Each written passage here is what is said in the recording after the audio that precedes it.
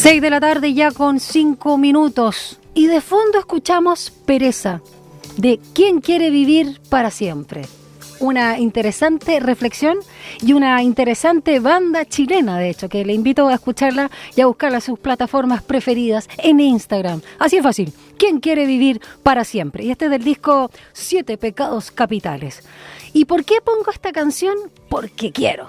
Y también porque es lo mejor para introducir a este tema. Recuerda que morirás, o recuerda la muerte, corta. Así decían los romanos con la expresión latina del memento mori, una conciencia de lo perecedero como filosofía de vida. Saber que ante la mortalidad e impermanencia de todo y de todos, tener la opción de darle valor a cada experiencia. O como dice Matías Reeves, quien tras una estadía en Londres trajo los encuentros Death Café, pero que en Chile en 2016 llegaron a una versión bastante más interesante y más local, Tintos de la Muerte. Hablar de muerte para Reeves es hablar de la vida. Y como dice también el filósofo israelí Yuval Noah Harari, este bestseller, a quien cita Reeves en su libro, los seres humanos somos los únicos entre todas las especies por nuestra capacidad para imaginar y anticipar la muerte, lo que genera ansiedad y temor existencial. Vamos a conversar, ya está acá, gracias por venir, Matías Reeves, cofundador y presidente de Educación 2020, director de Balmacearte Joven, organizador de la versión chilena de los Cafés de la Muerte, como te lo decía, y co-creador del proyecto Moquita, autor de este libro que tengo acá, Memento Mori. Muéstralo a tu cámara, esa es tu cámara.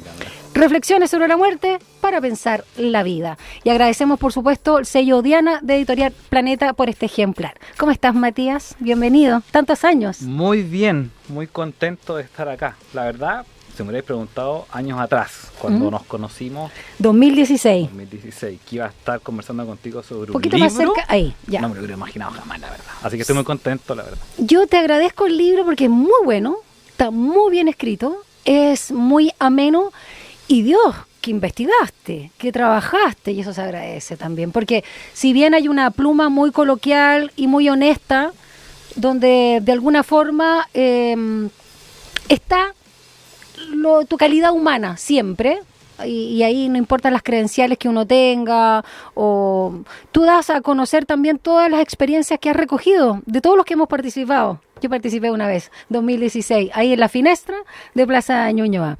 Y es maravilloso, porque es lo más rico que hay. A mí me gusta hablar de la muerte, desde chica, me encanta.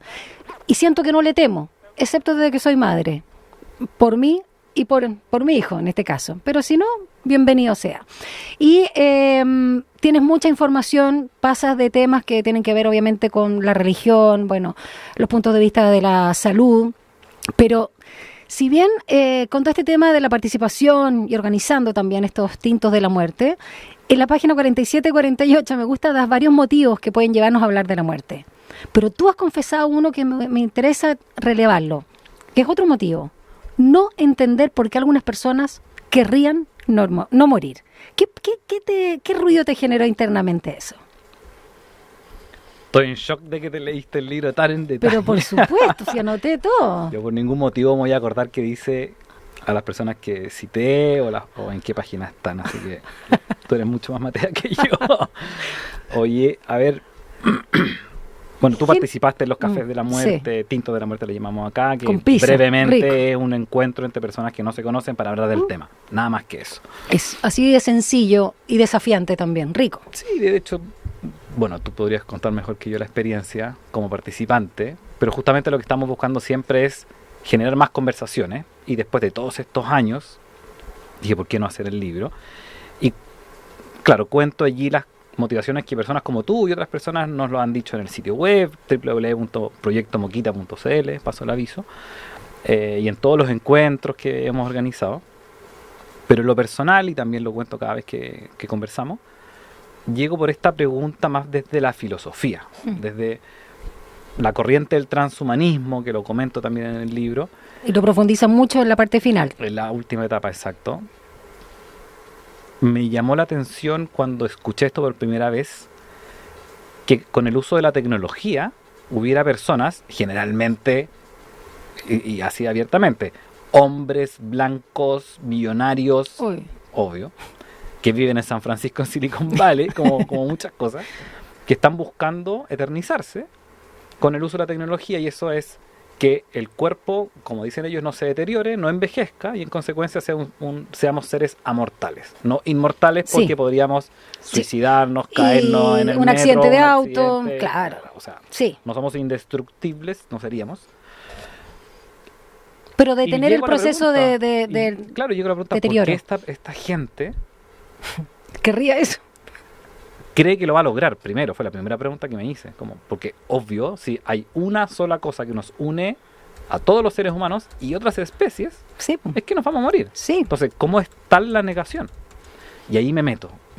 Llego desde esa pregunta y ahí se te abre un mundo de posibilidades, y me he encontrado con que la tecnología, efectivamente, la ciencia está yendo en esa dirección, y hay grandes capitales en estas mismas ciudades. Un amigo hoy día, sorprendentemente me di cuenta, y trabaja en una de estas empresas, lo entrevisté, conversé con él más bien, y lo menciono en el libro. Con el que cruzaste El puente de San el Francisco. puente de San Francisco, En bicicleta, sí. tal cual. Y él trabaja en una empresa que busca proyectar al ser humano 10 años. Esa es su meta, o sea, no más que eso. Pero es un primer peldaño, y así hay muchas otras más. Ahora, nadie asegura hoy día que con la tecnología actual eso se vaya a lograr. Sí. Otros, que son los que están impulsando esto, dicen que se va a lograr. Ahora, entonces, desde esa pregunta digo, bueno, no son las primeras personas que lo están pensando. Digo, ¿no son las religiones algo similar? Claro. Que te ofrecen eso también. Te ofrecen una vida después de muertos. Sí. Y te ofrece una religión la vida eterna, otro el infierno, otro la reencarnación, independiente de la confesión que uno pueda tener. Dije, mira, quizás la base fundante de las religiones también sea, además de la creencia de dioses o de un espíritu, la dualidad, si es que hay un alma en el O que cuerpo. Dios existe por la conciencia de la mortalidad. Exacto, y ahí yo me hago un poco esa pregunta y lo planteo en el libro. Digo, ¿no será que estas preguntas tan elementales que no nos las hacemos y que han estado en el mundo de la filosofía, de las religiones, bueno, es necesario reflotarlas? Y en el poco andar, si llegué bien desde el transhumanismo, me he dado cuenta, y creo que eso trato de traspasar en este texto, de lo importante que es para entender nuestras propias vidas el pensar nuestra mortalidad y tener conciencia. Y no con eso, de ahí ya me detengo porque podría empezar a hablar del libro completo, pero no con eso decir, pucha, mi vida, si me voy a morir, entonces, ¿qué sentido tiene hacer las cosas? Es una vía del nihilismo. Yo al menos y otras personas creemos que, ok, yo puedo aceptar que me voy a morir y en consecuencia, bueno, saquémosle provecho a esta cuestión. Po. Pasémoslo bien. Carreteemos, Exacto. bailemos, vámonos de Amemos. fiesta. Exacto. O sea, hay rutas. Ahora, no hay por qué ser necesariamente apasionado con todas las cosas que uno hace. Tampoco, un poco lo que no se nos ha instalado. Y tampoco que se nos revele ese gran misterio o ese gran propósito que algunas personas o corrientes espirituales o religiosas propiamente tal, casi como que te exigen para que vivas plenamente. Claro, y encontrar un propósito, y yo creo que en algún momento tenemos que aceptar que quizás no haya un propósito, quizás no hayan significados, no hayan sentidos. Otra cosa, que es lo que yo sí creo, es que uno puede significar las cosas, y yo puedo dotar de sentido, no sé, como la profesión que tengo, la pareja que elegí, los hijos que tengo, da lo mismo, pues pero no es que haya un valor en sí mismo intrínseco divino, creo yo, y lo pongo siempre como pregunta, porque obviamente yo no pretendo aquí tener ninguna respuesta, ninguna verdad. Es súper liberador. De hecho, Matías Reeves, en tu libro, Memento Mori, del cual estamos hablando esta tarde acá en Frecuencia Pública, yo había escuchado hablar, pero no me había detenido en su contenido. Si es que alguna vez la leí, la dejé pasar y me gustó. Y a mí me hace sentido estas cartas a Meneceo de Epicuro, a propósito de cómo uno se plantea ante la muerte. Pero si no existe, mientras estás vivo no existe y se da, claro, en el otro, pero toda esa como dinámica o paradoja. Y cuando citas a quien no conocía, Philippe Ariès, no sé si se pronuncia así, él propone que en Occidente es donde se deja o más bien, se empieza a huir de la muerte, ¿no? O se deja hablar de la muerte, porque se huye de ella. Y es interesante por las visiones que tenemos en Oriente. ¿Por qué crees que, por ejemplo, a una sociedad como la nuestra, a la chilena, incomoda tanto hablar de muerte? ¿O es también un prejuicio eso y no es tan así? Mira, depende. A propósito de la palabra moquita de Nueva Guinea. Moquita es la verdad que conocemos, pero acordamos no hablar. Nos Claro. gustó mucho de ahí la Sí, la y sacamos. eso es muy chileno también, po. Es un tabú finalmente. Sí. Yo creo que depende, porque yo tenía esta convicción también de que no hablamos y está escondido y que está en los hospitales y en los funerales, la muerte. Pero está en los noticieros. Cada vez que uno ve las noticias, prende la Uf, tele a las 8:30 sí. a las 9 hoy día. Sí. Una amiga te retó y te dijo, ¿cómo que no está? Sí está. Está. O sea, están los asesinatos, o sea, desde el punto de vista de la tragedia, la violencia, se generan duelos nacionales. Estuvimos hace pocos Sí. días atrás de duelo nacional. Están los obituarios en el diario, o sea, está la muerte, está allí. Otra cosa, creo yo, es que reflexionemos sobre nuestra mortalidad y que no sea solo un hecho al cual le tengamos pavor, pánico y nos asustemos y en consecuencia nos alejemos. Y que nos Le hagamos el enfrentemos quite. solamente cuando tengamos algún hecho que nos toca en nuestro círculo más íntimo, una enfermedad, la muerte, digamos, la esperable de la gente más vieja, la gente grande, como dicen los argentinos. Sí. Porque, claro, se te van a morir los abuelitos en algún momento, tus padres en algún momento. Tú te haces una pregunta, perdona el paréntesis, y me gusta. ¿Por qué no hablar de viejos y viejos? Porque eso es casi la idea de que lo viejo es feo, no sé qué, innombrable. Yo estoy más vieja desde que nos conocimos, evidentemente. Estoy con Cane, tú también estás más viejo desde que nos conocimos. Estoy más pelado. Y todos estamos más viejos. Obvio, ¿cuál es el tema? Yo estoy más arrugada, más pate de gallo, más manchada. Estamos todos viejos. ¿Cuál es el problema? Es lindo esto de los grandes, porque Es lindo. más que un eufemismo, los argentinos lo usan como para hacer valer, como en Oriente, su trayectoria, el peso de vida, lo que sea, aunque sean unos grandes mañosos o lo que sea. Pero acá esto de abuelita, abuelita y otros, ¿no te ha pasado que Y un no viejo tienes por te qué dice, ser abuelito, yo no soy po"? a tu abuelita, pero Obvio, ¿de obvio, dónde? obvio. Ya, pero bueno, Ya, pero nuevamente nos enfrentamos a Si eso. hablamos, no hablamos, lo escondemos, no lo Claro. escondemos. Acá la invitación es a conversarlo porque la primera pregunta, y tú lo viviste cuando estuviste en el café en la Finestra, ¿Mm? uno dice, ¿Nos va a bueno, ¿y auspiciar de qué, ahora, voy a, supongo? de qué voy a...? Ojalá, es exquisito, ahí Sí. paso el dato. Ya. Pizzas comida italiana. Oh, sí, con una buena copa de vino. Qué maravilla. Eh, Bueno, la primera pregunta. sobre la muerte dice, bueno, ¿y de qué voy a hablar? Po? Pero al poco andar uno se da cuenta que uno termina hablando de la vida del aspecto que sea. Sí. Tú lo mencionaste en tu introducción también, bueno, cómo se transforma la concepción y el entendimiento que uno tiene de la vida cuando se transforma en madre en padre. Yo no soy padre. Todos me han dicho, tú lo acabas de decir también, que algo pasa en nuestra cabeza, instintivamente probablemente, Sí. o sea, porque si no tenemos que hacernos cargo de que nos reproducimos. Te cambia el sentido de la vida, lo que tú das, tu rol, tu relación con la muerte finalmente. O puedo hablar desde la política pública y el suicidio asistido, la muerte médicamente asistida, la eutanasia, Sí. la religión, el Tú transhumanismo aclaras que no es lo mismo también. Claro, hago la distinción.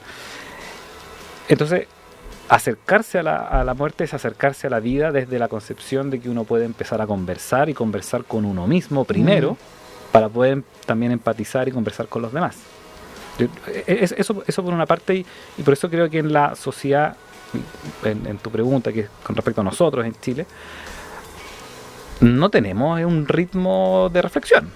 Para nada, de hecho. O sea, veamos el ambiente político, veamos Sí, para cualquier nada. tipo de discusiones, elijamos una, y no hay un momento de mesura, de reflexión profunda, de salir un poquitito de la primera capa.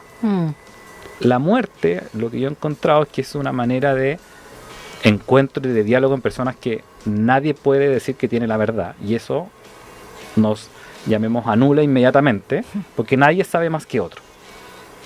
En cambio, en otros aspectos siempre alguien va a decir, oye, es que en la educación, entonces uno pone su postura. Oye, no, es que no, en esto nadie sabe. Por No, mucho que uno porque- pueda tener una fe, por ejemplo. Sí. Puede hablar un ateo con una persona No, y tú musulmana. también algo que plantea la gente que dice que volvió de una situación en donde estuvo muerto y que se vio y todo. Y tú, en La ese experiencia sentido, cercana a la muerte. a la muerte. Claro, pero una cosa es cercana y otra cosa es lo que entendemos por resucitaste, ¿no? Entonces, claro, finalmente todo obedece a un sistema de creencias, bienvenido sea, pero tú haces muchas preguntas en tu libro Memento Mori, claro, porque son reflexiones, pero con datos duros, y datos duros, bien duros, duros y brutales. Mira, este yo lo conocía por mi hijo, que le encanta el manga y toda la cultura nipona, que lo esto de que en Japón se crearon empresas de servicios de limpieza para la putrefacción, ¿no? De un cadáver de una persona que murió sola y que nadie se enteró hasta que empezó a salir el olor del vecino, el departamento. Eso lo sabía. Pero esto no. En Reino Unido, lugar donde tú también viviste, ¿no? En Londres al menos, en 2018 se crea el Ministerio, escuchen bien, de la Soledad. El 14% de la población, dato que nos entrega Matías Rips, es decir, unas 9 millones de personas se encontraban viviendo en soledad y desolados también, pero arreglándose la sola. Y la tasa de suicidios en viejos y viejas en nuestro país, para no ser eufemística, en 2019 era de 12,5 personas por cada 100.000 habitantes. Así que esa cantidad de personas se quitaron la vida seguramente también por la soledad. Eso es impresionante y es algo que nuevamente le hacemos el quite, totalmente. Lo que pasa en Japón, que nos parece tan lejano porque es otra cultura, o ya que lloramos tanto a la reina Isabel, vámonos al Reino Unido. Lo que pasa con esto del Ministerio de la Soledad. Tú que viviste justamente ahí en Reino Unido, ¿cómo se vive esta situación también de hablar de la muerte a propósito de los cafés que partieron en 2011, creo, ¿no? Es claro, allá. Nosotros aquí en 2016. Sí. La soledad finalmente uno la puede ver desde, y quiero volver a qué tan libre es uno, y si uno vive en soledad o se considera solo, por obligación o por decisión. Sí, porque claro. Si yo quiero vivir solo, y muchos pensadores también te plantean que la única manera de conocerse es en soledad. No sé, Nietzsche manda a Zaratustra a la montaña, a la punta del cerro. Y cuando uno dice, pues sabes que me quiero desconectar hoy en día, querés estar sola, sí. y te querés ir para cualquier parte. Eso es positivo, obvio. Entonces la soledad en sí misma no necesariamente es negativa, pero sí lo es cuando es forzado. Cuando no quieres estar solo o sola. Cuando no quieres y te ves en la situación, y pasa mucho en las personas más viejas, que terminan sus últimos años de vida en esta situación que muchas veces no les hubiera gustado hacerlo, y puede ser por situaciones económicas, familiares. Sabemos las tasas, cómo está la demografía, sabemos cómo se está invirtiendo la pirámide, sabemos cómo las tasas de adultos mayores ya están incrementándose radicalmente en todas partes del mundo, y lo que hace el Reino Unido es hacerle frente. Y lo que está pasando, no lo puse en el libro, pero por ejemplo en los Países Bajos están encontrando soluciones, de alguna manera también desde la política pública, de que hayan residencias en que vivan viejos pero con estudiantes universitarios. Mira. Porque también no tienen recursos también. Qué interesante, para poder estudiar, se apoyan. Y se apoyan entre ellos. Se enriquecen. Para unos compañía, para otros conversación de vida, abaratar costos. Lo que yo he visto al menos ha funcionado y es bien interesante. Me gusta. Pero también tiene que ver con la estructura básica, y bueno, a propósito que estamos hablando de la Constitución hoy día, pero cómo entendemos la familia, los cuidados. Aquí no estamos desviando el tema de la muerte, pero es un ejemplo de cómo uno empieza a encontrar muchas derivadas. Pero cuando visité a unos amigos en Nepal, mi amigo allá me contaba que cuando, es una cultura bien machista todavía, pero cuando se casa el hermano mayor, él pasa a ser el dueño de casa. Entonces los padres, que eran los antiguos dueños de casa, ahora viven bajo la responsabilidad del hijo que se casó. Perfecto. Ya. Y ese primogénito. Exacto, el primogénito. Entonces ahí, claro, conocí a su hermana, y su hermana decía, oye, pero es que yo no me quiero casar con un gallo, no me quiero ir a vivir en la casa de ellos. Tenían una cultura mucho más occidentalizada. Por algo nos conocíamos. Y me doy cuenta, claro, que la estructura de la sociedad allá, para manera de hacerse cargo de los viejos, es esta. Es una cultura. No es un mandato, no era por ley. Sí. Entonces él, Chang, me decía, yo estoy súper claro, y mis padres viven acá, y vive la madre de mi padre con nosotros, y era una señora que está en una pieza al fondo. Aquí nosotros, en cambio, en el mundo más occidental, uno se va temprano de la casa, y ojalá que uno no vuelva a casa de los padres después terminan en una usufructamos los días domingos de los almuerzos. Claro, no sé cuál es la mejor versión, no lo sé, pero también volviendo a la soledad, pero uno empieza a ver cómo está estructurada la sociedad. Yo creo, y no llegué a profundizar tanto porque no me dio, y tampoco he estudiado tanto del tema, pero creo que acá hay una tensión muy fuerte con respecto a la vida en el mundo rural y la vida en la urbe inmensa en la que estamos construyendo las sociedades con mega metrópolis. O sea, hay un estilo de vida radicalmente distinto. Paso rápidamente en ese tema, pero desde la muerte de los animales, por ejemplo, y la alimentación. Nosotros probablemente en la urbe ya no matamos, animales para comer. Ni el pollo, le tiramos el pescuezo. No, pues, claro. El mundo rural, yo cuando sí. lo vi en el campo casi me dio un nervio. O el cordero, no, uno comí, le llega el bistec, como digo yo, el lomo, el pollito, viene listo en una bandejita. Hay algunos niños que creen que así es la cosa. Claro, hay videos ahí que son tragicómicos, pero claro, hay un relacionamiento de nosotros los seres humanos con la muerte en distintas aristas que nos lleva a la estructura de la familia, a las cadenas alimentarias, que finalmente organizan la sociedad de alguna manera. Entonces, de ahí también se abren muchas preguntas de cómo estamos ordenados en nuestras sociedades. Eso me gusta de tu libro, Matías Rips. Estamos hablando de Memento Mori, reflexiones sobre la muerte para pensar la vida. Hay muchas preguntas, hay muchos puntos de vista. Tú eres honesto y muestras cuál es el tuyo, de dónde tú te paras, lo que te hace sentido o lo que has ido cambiando, porque la experiencia también te va mostrando otras cosas. Vamos a la música, son las 6:26 acá en Frecuencia Pública y volvemos para seguir conversando sobre estas reflexiones en torno a la muerte. Joaquín Sabina, por el Boulevard de los Sueños Rotos. Bacán. Ya me acordé.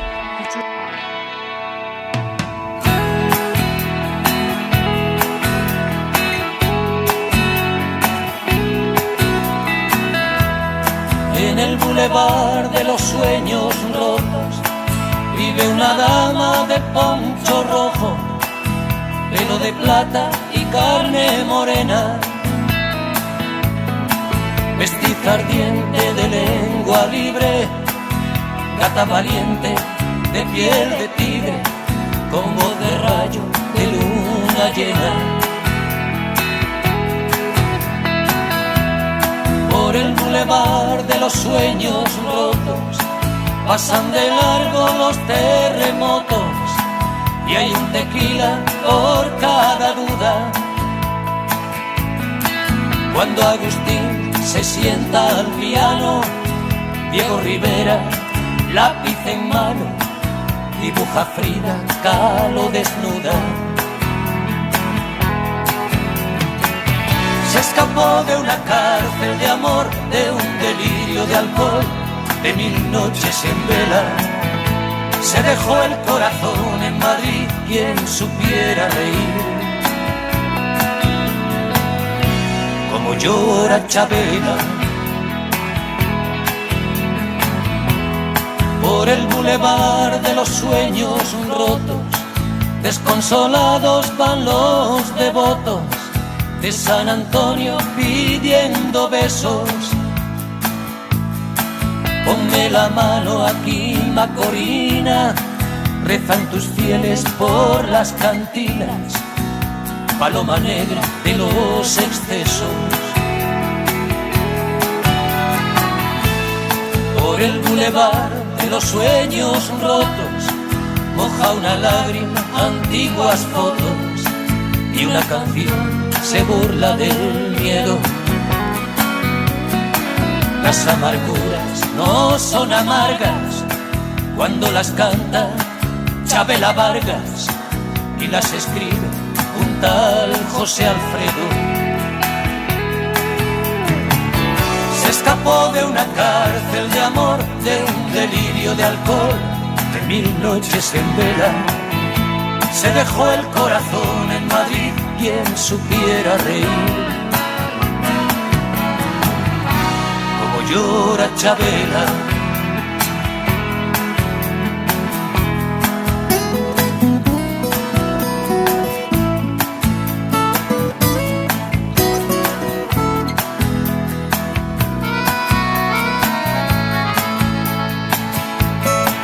Las amarguras no son amargas cuando las canta Chabela Vargas y las escribe un tal José Alfredo. Se escapó de una cárcel de amor, de un delirio de alcohol, de 1000 noches en vela. Se dejó el corazón en Madrid, quien supiera reír.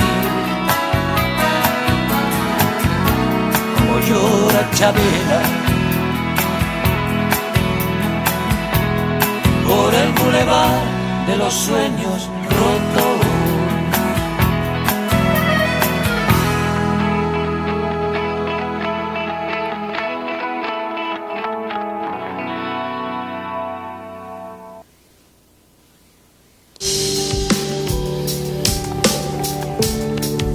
Estamos hablando de libros acá con Matías Rips, mientras sonaba Joaquín Sabina. Y interesante poder hablar no solo de literatura, ya que tú dices a la parte final, Matías, dices en tu libro que hay muchas cosas que dejaste afuera, otros libros, reflexiones, bueno, obvio, porque si no sería una Biblia y aún así quedaríamos cortos. Y otros temas también que están en la palestra, como el aborto. Tú sí dedicas mucho a la eutanasia, al suicidio asistido, el caso suizo, lo que pasa en Bélgica como referente a nivel mundial, también en Holanda, todos los contextos, las inquietudes, las preguntas, la forma, los tratamientos paliativos que también deben ajustarse a cada persona, cómo nacen, cómo se reconocen recién en la década de los 40 del siglo pasado. Por lo mismo, también ahí se van ajustando. Y también hablas de la muerte digna, que no es lo mismo que la eutanasia. Pero hay otros temas que quedan fuera. Pero cuando hablas de el arte, nombras al colectivo Gamera, muy conocido en nuestro país por este proyecto Baila Como Quieras, que acá también hicieron una performance o instalación de un día en torno a la muerte. Pero hay una situación que no sé si no recuerdo bien, tú lo decías en Corea del Sur, que no sé si es un servicio, una posibilidad, una entretención, una experiencia con el ataúd. ¿Hablemos de eso? Mira, yo... De esas cosas locas que emergen de repente. Como tú dices, hay muchos datos, muchas cosas. Yo el libro lo fui escribiendo en mi cabeza durante mucho tiempo. Y cuando ya me senté a escribir, o sea, cualquier cosa me servía. Era ridículo. Pero está perfecto. Yo no digo que pusiste cualquier cosa. No estoy diciendo digo eso. En que no sé cómo sea mi primera experiencia escribiendo un libro completo. Había participado en temas de educación, en capítulos específicos, pero esto es otra experiencia radicalmente diferente a la cual primera vez me enfrento. Y lo digo porque, claro, en la última parte digo hay muchas cosas que no metí porque hubiera sido infinito. En un momento dije, hasta aquí llego. Aquí cierro, por favor. Aquí Imprenta. Cierro. Entonces, parte de los recuerdos y cosas y notas que había tenido en algún momento estuve por trabajo en Nueva York. Dije, voy a ir a un café de la muerte acá, a ver cómo es la cosa. Ya. Me inscribí y me tocó al lado de una mujer de origen coreano, ella norteamericana, que venía llegando de Corea. ¿Y por qué? Porque quiso ir a donde vivieron sus padres y le había llamado mucho la atención este servicio. Es un servicio. Es un servicio, ya. Se paga por eso. Se paga por eso. Ya. Y son experiencias para cargar de significado la propia vida. Ella cuenta la historia, de mí no se me olvidó, pues dije, es que como terapia shock. Esto? Y después investigué un poquitito, leí unos artículos, vi unos videos y están en YouTube, después los pueden buscar. ¿Ya? Pero es similar tu entierro. Entonces tú llegas y es una sala en que hay 60 personas, todos tienen un ataúd, están al lado, les pasan una batita, se sacan una foto y esa foto va a estar arriba del ataúd, se acuestan, apagan las luces, golpean como si lo estuvieran clavando. Ay, no, me No, muero. o sea... Yo que soy claustrofóbica. Yo me hice una resonancia magnética otra vez y fue como, por favor, sáquenme de acá, ¿cachai? Yo en el ascensor, te explico, ya. Entonces después las personas dicen, no, esto fue revelador, pero al parecer hay gente que le funciona. Le funciona. Y ella lo que quería era abrir este negocio, esta experiencia en Estados Unidos. No sé si lo hizo, googleé, no encontré nada. Quizás haya. Es que no le pediste el teléfono, pues, Matías. Mira, que eres pajarón. Sí. Ya, se lo dice en el libro. Pero, espérate, ¿qué es lo que permite esto entonces? ¿Vivir esta terapia de shock más allá de lo macabro o de una situación de performática? Imaginarte que tu vida se acabó. Ya, para que al día siguiente la vivas con más ganas. Cobra sentido. Ahora, ya, hay personas que necesitan eso, perfecto. Sí. Después, creo que no lo digo en el mismo capítulo, lo digo en otra parte, pero y tú lo mencionabas hace un rato, la experiencia cercana a la muerte también, la gente dice, me transformó, una experiencia transformadora, estuve en un accidente, sobreviví, ahora tengo una vida de regalo, entonces la voy a aprovechar al máximo. Otros lo hacen con droga y dicen, bueno, hagámoslo con San Pedro, sí, con peyote, claro. Bueno, y hay gente que lo experimenta así y dice, tienen no, y tú hablas también del veneno de la ranita. Sí. Ahí se me olvidó el lugar de México. Sí, pero da lo mismo. Sí, que es bien tóxico, pero también entonces dije, ¿qué significa todo esto? Y todo esto tiene DMT, una sustancia que se libera en el cerebro de manera natural. También cuando uno hago las investigaciones que yo logré encontrar, sin ser científico, por favor. Y por eso habrían similitudes en experiencias cercanas a la muerte. Pero todas estas detrás, las personas cuentan les terminen resignificando su propia vida. Y vuelvo a lo mismo, al origen del libro, lo que trato de impulsar y por qué es tan importante, creo yo, hoy día conversar de la muerte, porque ¿por qué tenemos que llegar y buscar este tipo de experiencias para Claro. uno mismo darle algún sentido a la vida? No que existe intrínsecamente, sino que yo se lo puedo dar independiente de la situación en la que uno se encuentra. Y a lo más mínimo, lo que hagas, tú le puedes dar valor, por supuesto. Tú también cuando en los capítulos finales hablas del transhumanismo y la amortalidad, no la inmortalidad, y también en relación al antienvejecimiento y todos estos experimentos de gente billonaria y Silicon Valley y toda esta gente que en realidad está buscando no morir porque le debe tener más terror que todo lo que afrontamos la muerte. No sé, es lo que pienso yo. Hablas de algo que me parece interesante que me gustaría que lo compartieras con los auditores. Cuando hablamos de las personas longevas, sobre 100 años, y las llamadas zonas azules. Cuéntanos, cuéntale a los auditores de qué se trata. De hecho, no lo he visto, pero creo que salió un documental ahora en Netflix. Recién. No me acuerdo. Ya, muy bien. Estoy terminando The Office. Conchatado. Ya. Estoy terminando The Office y mira, hay un documental de zonas azules. ¿Qué son las zonas azules? Son lugares en el planeta que se han descubierto en que las personas que viven allí envejecen mejor en cuanto a su salud y viven más años. Entonces han dicho, bueno, o sea, las condiciones. ¿Qué pasa en esos lugares? Y lo que se ha encontrado, una vida tranquila, dieta mediterránea, aspectos de esa naturaleza. Otras personas se han ido a buscar, a nivel genético, qué es lo que ocurre. También ahí lo sí, lo explica. Lo explica un poco. Esas son las zonas azules. Entonces algunos dicen, bueno, no sé, en Costa Rica, en alguna parte en Costa Rica, en particular en un pueblito, y viven más años y están contentos. La reflexión también anterior de la vida rural más tranquila, la vida urbana que es una vorágine más estresante, más claro. estresante. O sea, algo nos tiene que pasar en el cuerpo con los tipos de alimentación que tenemos, ultraprocesado, cosas que sabemos, pero también si lo analizamos desde la muerte, la mortalidad, la prolongación de la vida, la longevidad, bueno, cobran sentido muchas cosas. Y esas son las zonas azules finalmente. Bueno, nosotros estaríamos en una zona roja acá, sobre todo en Santiago. Memento Mori, reflexiones sobre la muerte para pensar la vida, un libro, yo diría necesario. Entiendo a la gente que no le interese por temores, porque le genera más ansiedad o angustia, pero a mí me parece que hablar de la muerte es tan necesario como experimentar la vida, porque es parte de la misma moneda. Matías Rips, su autor, entonces ha conversado con nosotros esta tarde acá en Frecuencia Pública, y un libro que se lee también con facilidad, porque es muy generoso también en los datos, en las referencias, en las reflexiones, en las preguntas, y con una pluma bastante también coloquial, pero no por eso menos, digamos, informada o incluso poética o con humor en muchos casos. Y tiene un prólogo muy bueno también de Adriana Valdés. Y a la invitación, mira hacia tu cámara para que la gente, que a lo mejor, como lo haces en los cafés o los tintos de la muerte del proyecto Moquita, si tiene alguna aprensión, y no es necesario que lo seduzcas, pero que por lo menos le haga la invitación que está esta posibilidad. Recomiendo mi libro, aunque suene raro. No, perfecto.